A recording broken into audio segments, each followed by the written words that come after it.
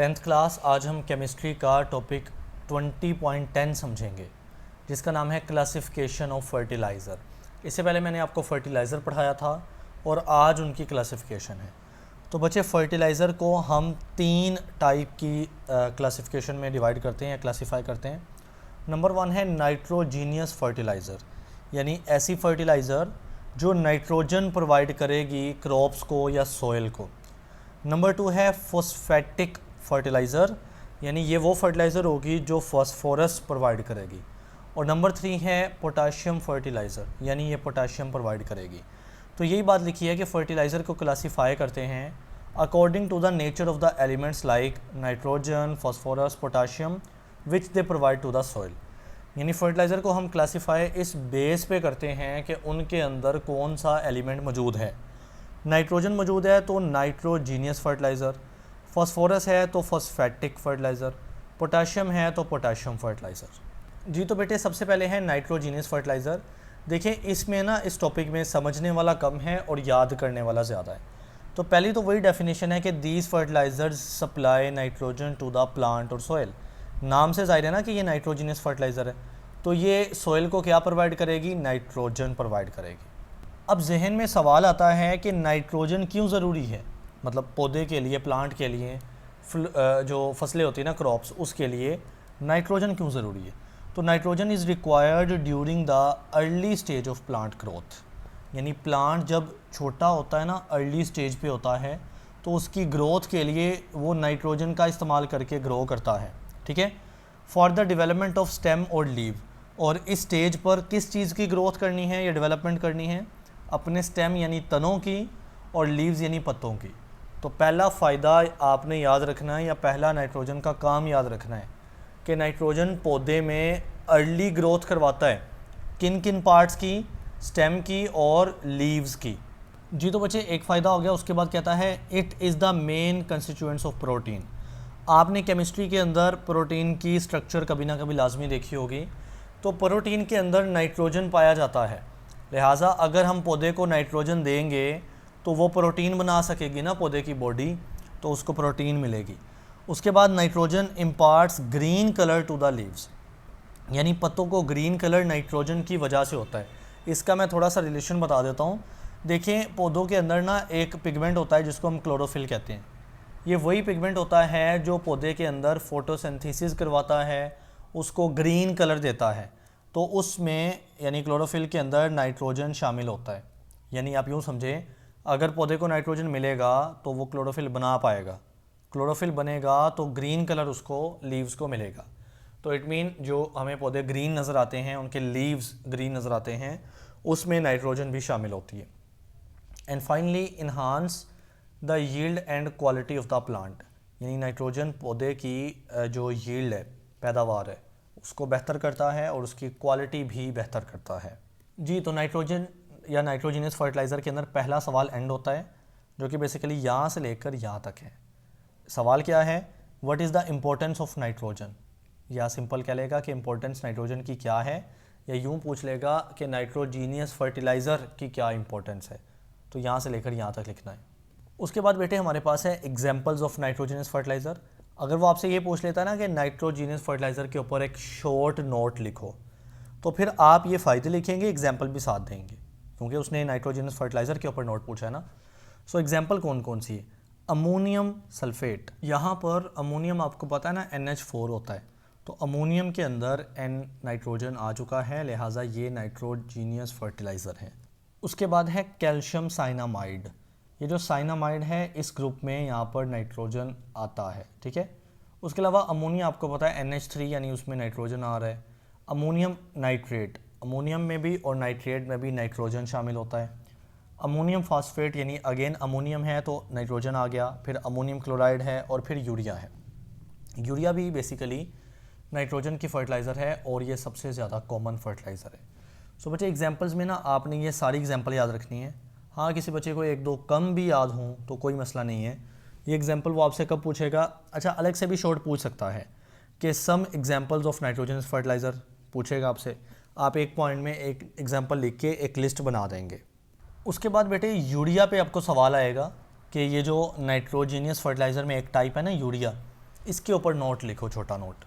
तो urea is high quality nitrogenous fertiliser, मैंने बताया ना ये काफ़ी कॉमन है, हाई क्वालिटी है। It contains about 46 nitrogen. बच्चे ये एमसीक्यूज़ बहुत बार आता है, इंपॉर्टेंट एमसीक्यूज़ है कि यूरिया एक नाइट्रोजीनियस फर्टिलाइज़र है ना, तो जाहिर है इसमें नाइट्रोजन होगी, कितने परसेंट होगी, दैट इज़ 46% नाइट्रोजन होगी। And is most concentrated solid nitrogenous fertiliser, यानी तमाम नाइट्रोजनस फर्टिलाइज़र के अंदर ना सबसे ज़्यादा, मोस्ट कहते हैं सबसे ज़्यादा, कंसनट्रेटेड सॉलिड शक्ल के अंदर होती है, ठीक है, urea. It is the most widely use nitrogenous fertiliser in Pakistan, और पाकिस्तान में सबसे ज़्यादा इस्तेमाल भी यही होती है। बहरहाल ये शॉर्ट बना सकता है वो कि यूरिया के ऊपर नोट लिखो, तो ये 2-3 बातें ही हैं। हाई क्वालिटी है, पाकिस्तान में सबसे ज़्यादा यूज़ होती है, इसमें 46% नाइट्रोजन होती है, और ये मोस्ट कंसनट्रेटेड सॉलिड है नाइट्रोजनस फर्टिलाइज़र के अंदर। जी तो बेटे अब दूसरा जो फर्टिलाइज़र यहाँ पे डिटेल है दैट इज़ अमोनियम नाइट्रेट। यहाँ से इस पे भी वो सवाल बना सकता है ना आपके लिए, यहाँ पड़ा है ammonium nitrate. So ammonium nitrate is a useful fertiliser for many crops, यानी बहुत सारी फसलों के लिए, एक्सेप्ट पैडी राइस। जो पैडी राइस की फील्ड होती है उसके अंदर अमोनियम नाइट्रेट काम नहीं करती। क्यों? रीज़न लिखिएगा। Because the microbial bacteria in flooded fields, क्योंकि इस फील्ड के अंदर ना हम फ्लडेड यानी ढेर सारा पानी यूज़ करते हैं, और उसके अंदर माइक्रोब्स यानी बैक्टीरिया वगैरह होते हैं, छोटे छोटे ऑर्गेनिज्म, वो क्या करते हैं, डीकम्पोज कर देते हैं इट टू नाइट्रोजन गैस। यानी इस अमोनियम नाइट्रेट को ये बैक्टीरिया बेटे डिकम्पोज कर देते हैं, तोड़ देते हैं नाइट्रोजन गैस के अंदर। तो फिर ये काम कैसे कर पाएगी ना, ये तो इसकी तो शक्ल ही तब्दील होगी नाइट्रोजन के अंदर। तो नाउ सुनिएगा, अमोनियम नाइट्रेट यूज़फुल फर्टिलाइज़र है बहुत सारी क्रॉप्स में, लेकिन पैडी राइस की फील्ड के अलावा। वजह यह है कि जो पैडी राइस है ना वो एक फ्लडी फील्ड है, उस यानी ज़्यादा जिसमें पानी लगाते हैं ना, उस फ्लडी फील्ड के अंदर माइक्रोबियल बैक्टीरिया ग्रो कर जाते हैं। वो बैक्टीरिया क्या करते हैं, इस फर्टिलाइज़र को डिकम्पोज यानी तोड़ देते हैं नाइट्रोजन गैस के अंदर, तो ये फर्टिलाइज़र टूट जाती है, डिकम्पोज हो जाती है। उसके बाद कहता है कि it is also used in combination with limestone, यानी हम इस फर्टिलाइज़र अमोनियम नाइट्रेट को लाइमस्टोन के साथ मिक्स करके या कंबाइन करके भी इस्तेमाल करते हैं। It is hygroscope in nature. बेटा हाइग्रोस्कोप क्या होता है, ऐसा सब्सटेंस या ऐसा मटेरियल होता है जो कि क्या करे, वाटर के मॉलिक्यूल को एयर में से ना निकाल के यानी अपने साथ एक ट्रैप करके रखे या अपने साथ होल्ड करके रखे, एयर में मौजूद वाटर मॉलिक्यूल्स को होल्ड करके रखे, ये होता है हाइग्रोस्कोपिक नेचर। यानी सिंपली पानी को ना एयर के मॉलिक्यूल में से एब्जॉर्ब करे। तो ये जो है फर्टिलाइज़र अमोनियम नाइट्रेट, ये इसकी खासियत है कि ये हाइग्रोस्कोपिक नेचर की है। इसके अलावा हम इसको पैडी राइस के अलावा बहुत सारी फसलों में इस्तेमाल करते हैं, ये दूसरी बात, और ये हमारे पास लाइमस्टोन के साथ भी यूज़ होती है। तो ये शॉर्ट बनेगा अमोनियम नाइट्रेट के ऊपर। अब फॉस्फेटिक फर्टिलाइज़र है। अच्छा बच्चे मैं आपको शॉर्ट तो बता रहा हूँ साथ साथ, लेकिन ये पूरा लॉन्ग भी है, ठीक है। ये पिछले लेक्चर में भी बात हुई थी कि ये पूरा लॉन्ग भी है, क्लासिफिकेशन ऑफ फर्टिलाइज़र, या पिछला टॉपिक भी फर्टिलाइज़र के ऊपर था ना, तो दोनों को मिला के इस तरह से लॉन्ग बनेगा। कहता है these fertiliser provide phosphorus to the plant और सोइल। ये बात तो हो गई हमारी कि फॉस्फेटिक फर्टिलाइज़र फॉस्फोरस देती हैं। अब फॉस्फोरस क्या काम करता है वो देखें। Phosphorus is required to stimulate early growth and to accelerate the seed and fruit formation during the later stages of growth. बात को देखें, जो अर्ली ग्रोथ है यानी जब पौधा छोटा है, जब फसलें अभी छोटी हैं नन्ही मुन्नी, उनकी ग्रोथ के लिए फॉस्फोरस चाहिए। लेकिन जो लेटर स्टेजेस है ना, यानी बाद वाली स्टेज ग्रोथ की, उसमें क्या होता है, सीड बनता है, बीज बनते हैं, उससे फिर आगे फ्रूट बनते हैं, तो उसमें भी फॉस्फोरस चाहिए जो कि फर्टिलाइज़र प्रोवाइड करती है।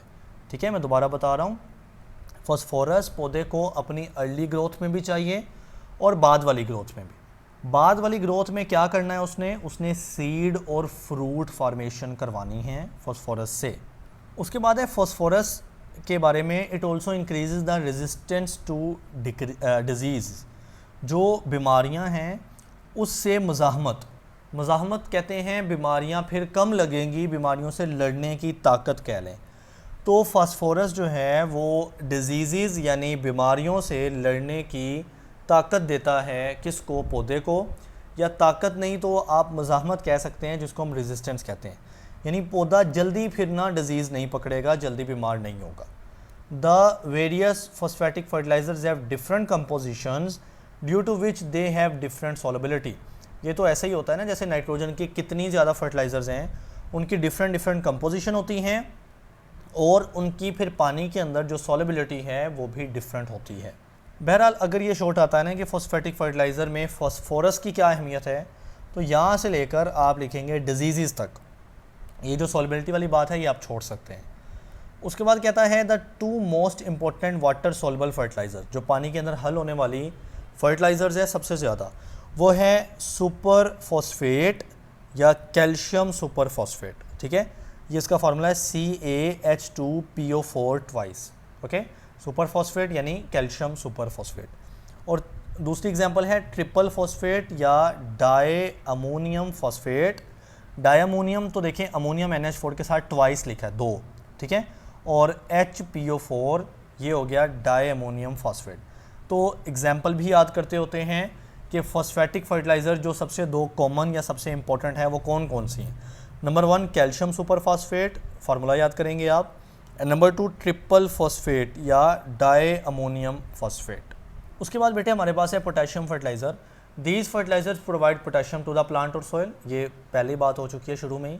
आगे कहता है पोटेशियम इज़ रिक्वायर्ड, पोटेशियम क्यों ज़रूरी है वो देखते हैं। For the formation of starch, sugar and fibrous material of the plant. देखिए जो पौधे हैं ना उन्होंने अपने अंदर स्टार्च बनाना होता है।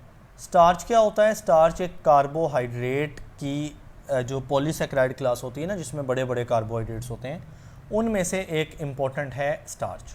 ठीक है, बेसिकली प्लांट जो पौधे होते हैं ना वो स्टार्च को एज अ स्टोरेज काम करते हैं, यानी ग्लूकोज को स्टार्च में तब्दील करते हैं और अपनी बॉडी के अंदर स्टोर करते हैं। ठीक है, तो स्टार्च की फॉर्मेशन करने के लिए पोटेशियम काम आता है।